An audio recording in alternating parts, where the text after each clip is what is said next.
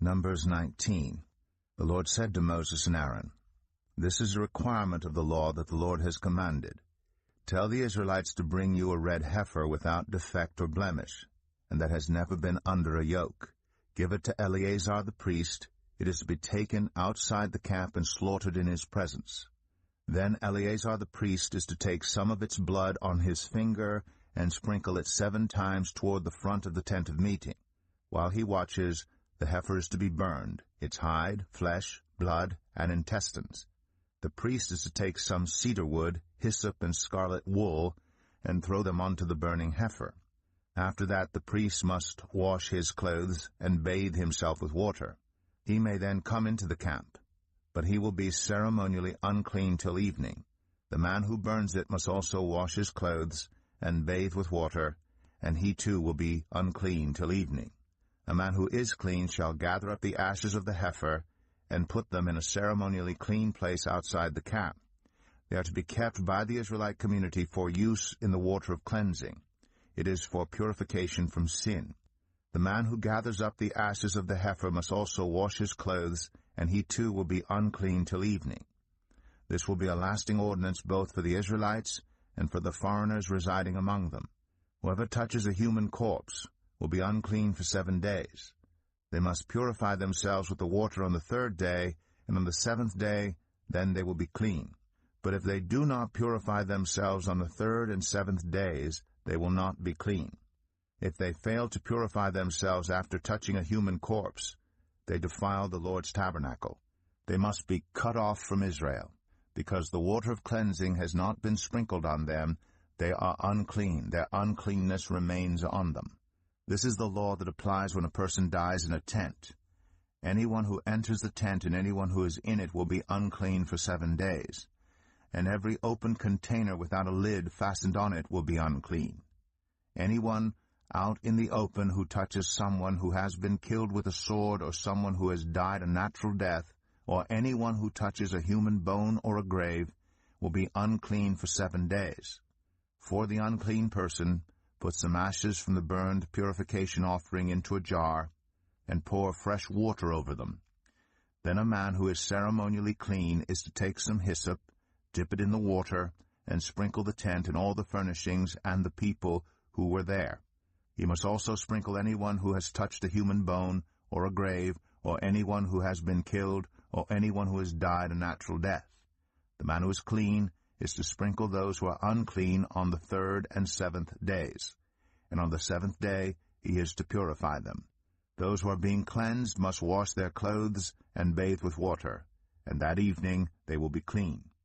But if those who are unclean do not purify themselves, they must be cut off from the community, because they have defiled the sanctuary of the Lord. The water of cleansing has not been sprinkled on them, and they are unclean. This is a lasting ordinance for them. The man who sprinkles the water of cleansing must also wash his clothes, and anyone who touches the water of cleansing will be unclean till evening. Anything that an unclean person touches becomes unclean, and anyone who touches it becomes unclean till evening.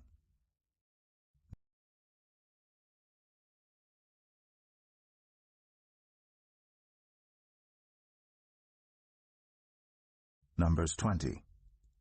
In the 1st month, the whole Israelite community arrived at the desert of Zin, and they stayed at Kadesh. There Miriam died and was buried. Now there was no water for the community, and the people gathered in opposition to Moses and Aaron.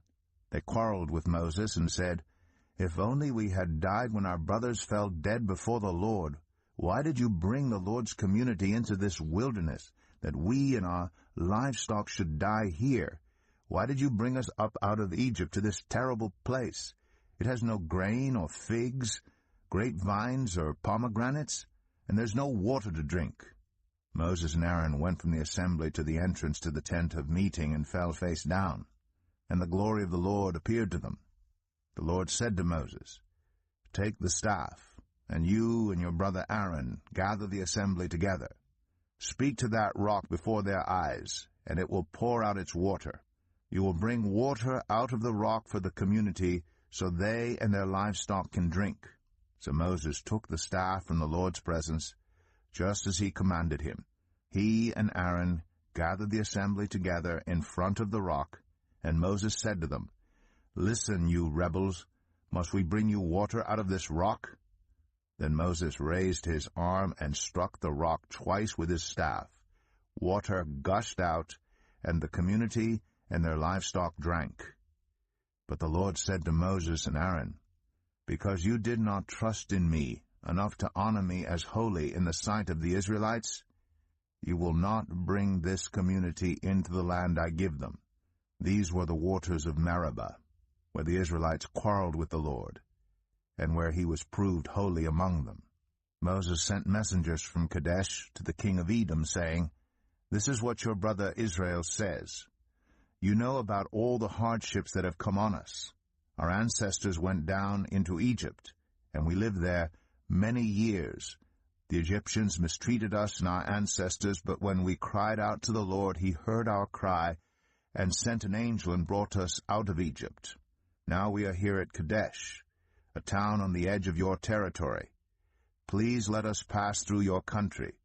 We will not go through any field or vineyard or drink water from any well. We will travel along the king's highway and not turn to the right or to the left until we have passed through your territory." But Edom answered, "You may not pass through here. If you try, we will march out and attack you with the sword."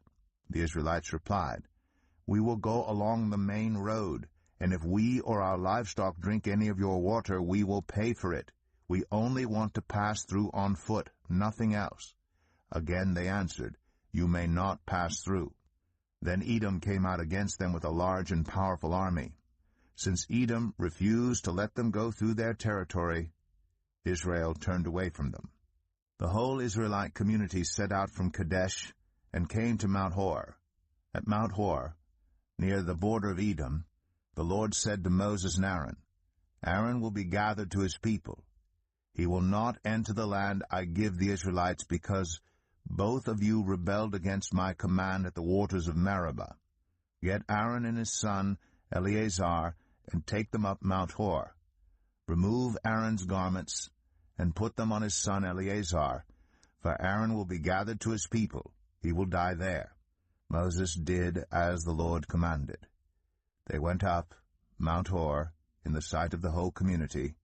Moses removed Aaron's garments and put them on his son Eleazar, and Aaron died there on top of the mountain.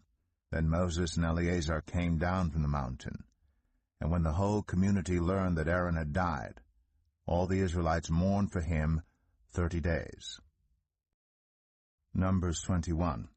When the Canaanite king of Arad, who lived in the Negev, heard that Israel was coming along the road to Atharim, he attacked the Israelites and captured some of them.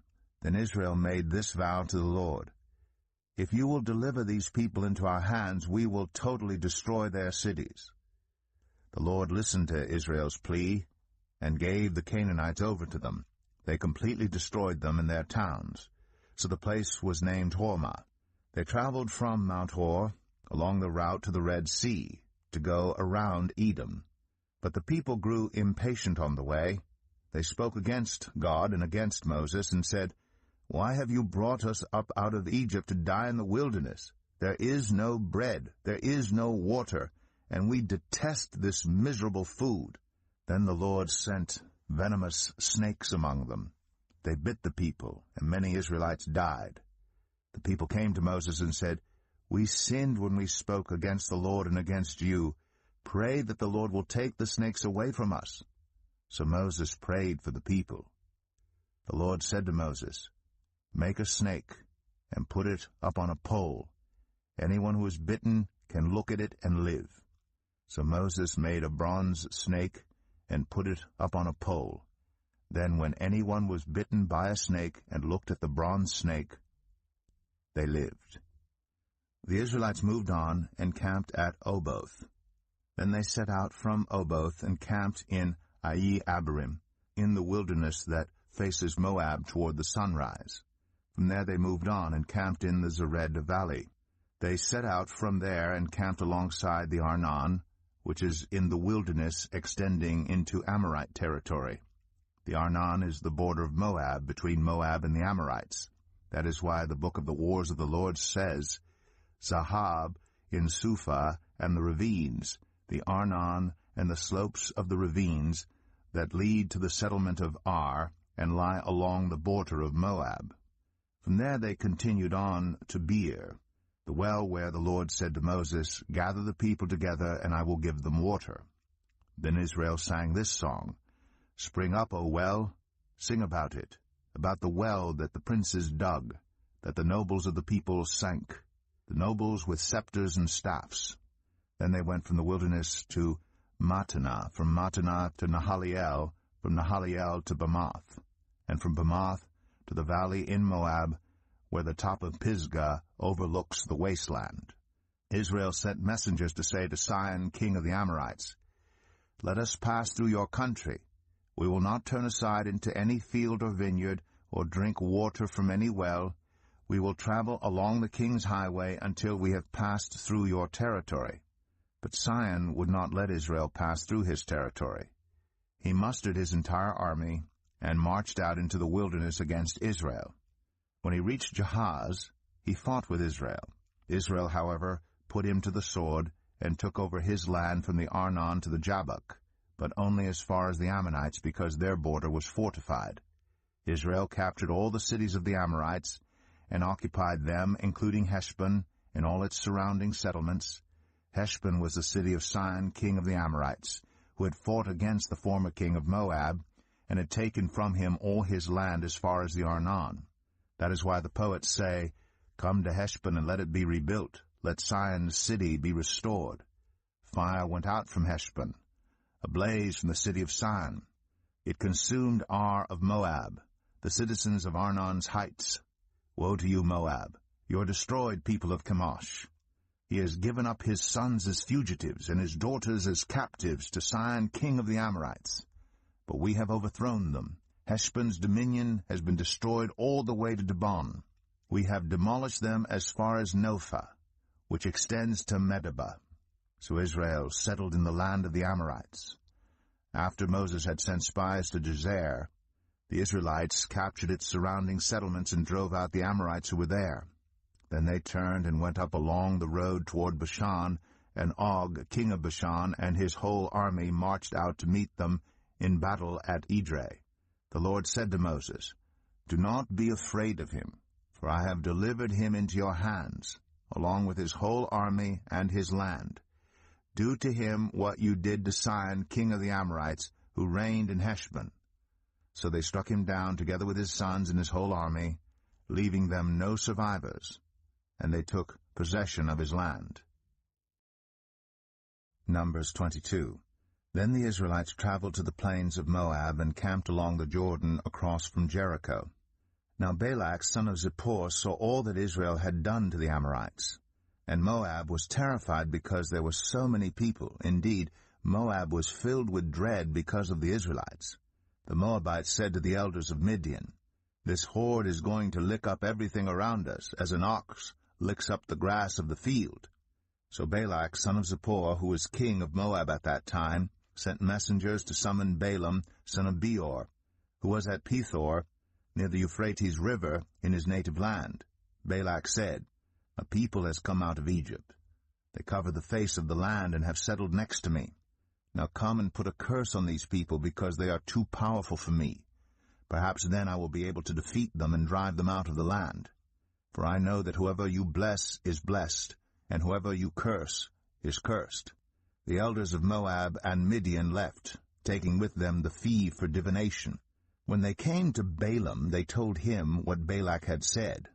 Spend the night here, Balaam said to them, and I will report back to you with the answer the Lord gives me. So the Moabite officials stayed with him. God came to Balaam and asked, Who are these men with you? Balaam said to God, Balak, son of Zippor, king of Moab, sent me this message. A people that has come out of Egypt covers the face of the land. Now come and put a curse on them for me. Perhaps then I will be able to fight them and drive them away. But God said to Balaam, Do not go with them. You must not put a curse on those people, because they are blessed. The next morning Balaam got up and said to Balak's officials, Go back to your own country, for the Lord has refused to let me go with you." So the Moabite officials returned to Balak and said, "Balaam refused to come with us." Then Balak sent other officials, more numerous and more distinguished than the first. They came to Balaam and said, "This is what Balak, son of Zippor, says. Do not let anything keep you from coming to me, because I will reward you handsomely and do whatever you say. Come and put a curse on these people for me." But Balaam answered them, "Even if Balak gave me all the silver and gold in his palace, I could not do anything great or small to go beyond the command of the Lord my God. Now spend the night here so that I can find out what else the Lord will tell me." That night God came to Balaam and said, "Since these men have come to summon you, go with them, but do only what I tell you." Balaam got up in the morning, saddled his donkey, and went with the Moabite officials. But God was very angry when he went, and the angel of the Lord stood in the road to oppose him. Balaam was riding on his donkey, and his 2 servants were with him. When the donkey saw the angel of the Lord standing in the road with a drawn sword in his hand, it turned off the road into a field. Balaam beat it to get it back on the road. Then the angel of the Lord stood in a narrow path through the vineyards, with walls on both sides. When the donkey saw the angel of the Lord, it pressed close to the wall, crushing Balaam's foot against it. So he beat the donkey again. Then the angel of the Lord moved on ahead and stood in a narrow place where there was no room to turn, either to the right or to the left. When the donkey saw the angel of the Lord, it lay down under Balaam, and he was angry and beat it with his staff. Then the Lord opened the donkey's mouth, and it said to Balaam, "What have I done to you to make you beat me these 3 times?" Balaam answered the donkey, "You have made a fool of me. If only I had a sword in my hand, I would kill you right now." The donkey said to Balaam, "Am I not your own donkey, which you have always ridden to this day? Have I been in the habit of doing this to you?" "No," he said. Then the Lord opened Balaam's eyes, and he saw the angel of the Lord standing in the road with his sword drawn. So he bowed low and fell face down. The angel of the Lord asked him, "Why have you beaten your donkey these 3 times? I have come here to oppose you because your path is a reckless one before me. The donkey saw me and turned away from me these 3 times. If it had not turned away, I would certainly have killed you by now, but I would have spared it." Balaam said to the angel of the Lord, "I have sinned. I did not realize you were standing in the road to oppose me. Now, if you are displeased, I will go back." The angel of the Lord said to Balaam, "Go with the men, but speak only what I tell you." So Balaam went with Balak's officials. When Balak heard that Balaam was coming, he went out to meet him at the Moabite town on the Arnon border at the edge of his territory. Balak said to Balaam, "Did I not send you an urgent summons? Why didn't you come to me? Am I really not able to reward you?" "Well, I have come to you now," Balaam replied. "But I can't say whatever I please. I must speak only what God puts in my mouth." Then Balaam went with Balak to Kiriath-Huzoth. Balak sacrificed cattle and sheep, and gave some to Balaam and the officials who were with him.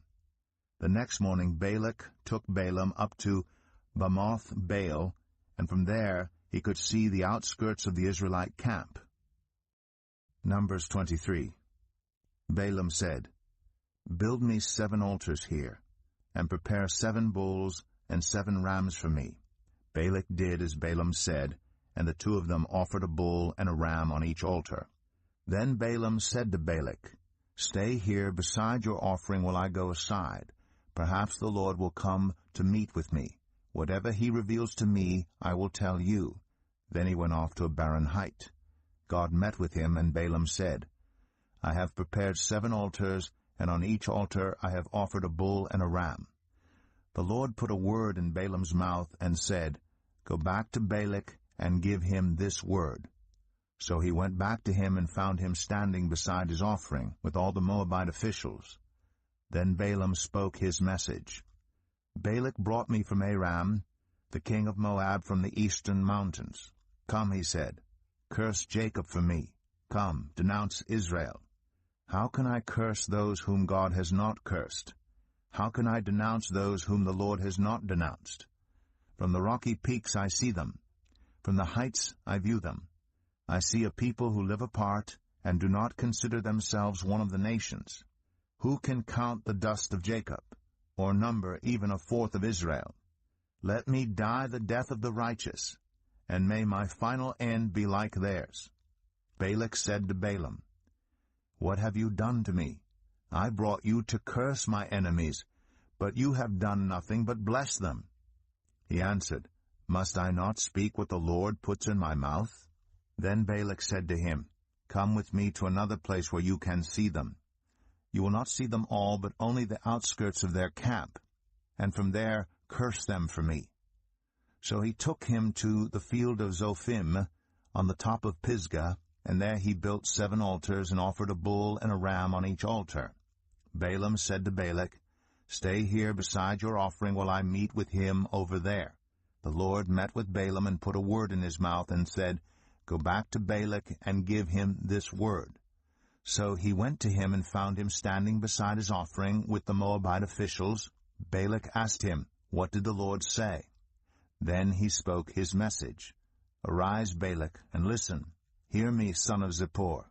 God is not human, that he should lie, not a human being, that he should change his mind. Does he speak and then not act? Does he promise and not fulfill? I have received a command to bless. He has blessed, and I cannot change it. No misfortune is seen in Jacob, no misery observed in Israel. The Lord their God is with them. The shout of the king is among them. God brought them out of Egypt. They have the strength of a wild ox. There is no divination against Jacob, no evil omens against Israel. It will now be said of Jacob and of Israel, See what God has done. The people rise like a lioness. They rouse themselves like a lion that does not rest till it devours its prey and drinks the blood of its victims. Then Balak said to Balaam, Neither curse them at all nor bless them at all. Balaam answered, Did I not tell you I must do whatever the Lord says? Then Balak said to Balaam, Come, let me take you to another place. Perhaps it will please God to let you curse them for me from there. And Balak took Balaam to the top of Peor, overlooking the wasteland. Balaam said, Build me 7 altars here, and prepare 7 bulls and 7 rams for me. Balak did as Balaam had said, and offered a bull and a ram on each altar. Numbers 24. Now when Balaam saw that it pleased the Lord to bless Israel, he did not resort to divination as at other times, but turned his face toward the wilderness. When Balaam looked out and saw Israel encamped tribe by tribe, the Spirit of God came on him, and he spoke his message. The prophecy of Balaam son of Beor, the prophecy of one whose eye sees clearly, the prophecy of one who hears the words of God, who sees a vision from the Almighty, who falls prostrate, and whose eyes are opened. How beautiful are your tents, Jacob, your dwelling places, Israel. Like valleys they spread out, like gardens beside a river, like aloes planted by the Lord, like cedars beside the waters. Water will flow from their buckets, their seed will have abundant water. Their king will be greater than Agag, their kingdom will be exalted. God brought them out of Egypt. They have the strength of a wild ox. They devour hostile nations and break their bones in pieces. With their arrows they pierce them. Like a lion they crouch and lie down, like a lioness who dares to rouse them. May those who bless you be blessed, and those who curse you be cursed. Then Balak's anger burned against Balaam. He struck his hands together and said to him, I summoned you to curse my enemies, but you have blessed them these 3 times. Now leave at once and go home. I said I would reward you handsomely, but the Lord has kept you from being rewarded. Balaam answered Balak, Did I not tell the messengers you sent me, Even if Balak gave me all the silver and gold in his palace, I could not do anything of my own accord, good or bad, to go beyond the command of the Lord. And I must say only what the Lord says. Now I am going back to my people, but come, let me warn you of what this people will do to your people in days to come." Then he spoke his message.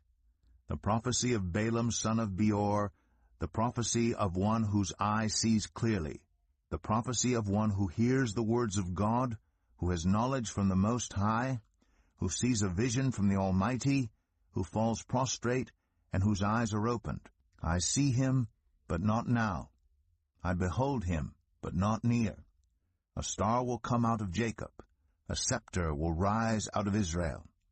He will crush the foreheads of Moab, the skulls of all the people of Sheth. Edom will be conquered. Seir, his enemy, will be conquered, but Israel will grow strong. A ruler will come out of Jacob and destroy the survivors of the city. Then Balaam saw Amalek and spoke his message. Amalek was first among the nations, but their end will be utter destruction. Then he saw the Kenites and spoke his message. Your dwelling place is secure. Your nest is set in a rock. Yet you Kenites will be destroyed when Asshur takes you captive. Then he spoke his message. Alas, who can live when God does this? Ships will come from the shores of Cyprus. They will subdue Asshur and Eber, but they too will come to ruin. Then Balaam got up and returned home, and Balak went his own way. Numbers 25. While Israel was staying in Shittim, the men began to indulge in sexual immorality with Moabite women, who invited them to the sacrifices to their gods. The people ate the sacrificial meal and bowed down before these gods. So Israel yoked themselves to the Baal of Peor, and the Lord's anger burned against them. The Lord said to Moses, "Take all the leaders of these people, kill them, and expose them in broad daylight before the Lord, so that the Lord's fierce anger may turn away from Israel." So Moses said to Israel's judges, "Each of you must put to death those of your people who have yoked themselves to the Baal of Peor." Then an Israelite man brought into the camp a Midianite woman right before the eyes of Moses and the whole assembly of Israel, while they were weeping at the entrance to the tent of meeting. When Phinehas, son of Eleazar, the son of Aaron, the priest, saw this, he left the assembly, took a spear in his hand, and followed the Israelite into the tent. He drove the spear into both of them, right through the Israelite man and into the woman's stomach. Then the plague against the Israelites was stopped. But those who died in the plague numbered 24,000. The Lord said to Moses, "Phinehas, son of Eleazar, the son of Aaron, the priest, has turned my anger away from the Israelites. Since he was as zealous for my honor among them as I am, I did not put an end to them in my zeal. Therefore tell him I am making my covenant of peace with him.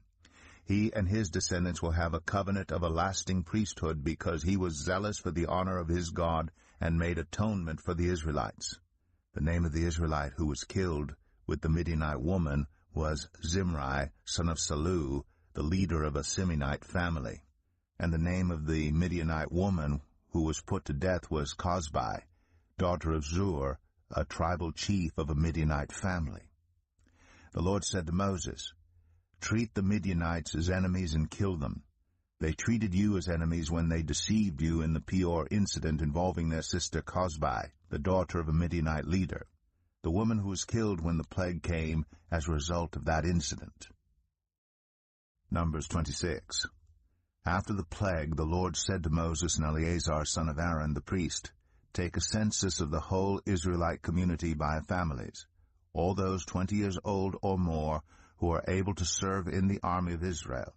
So on the plains of Moab, by the Jordan across from Jericho, Moses and Eleazar the priest spoke with them and said, "Take a census of the men 20 years old or more, as the Lord commanded Moses."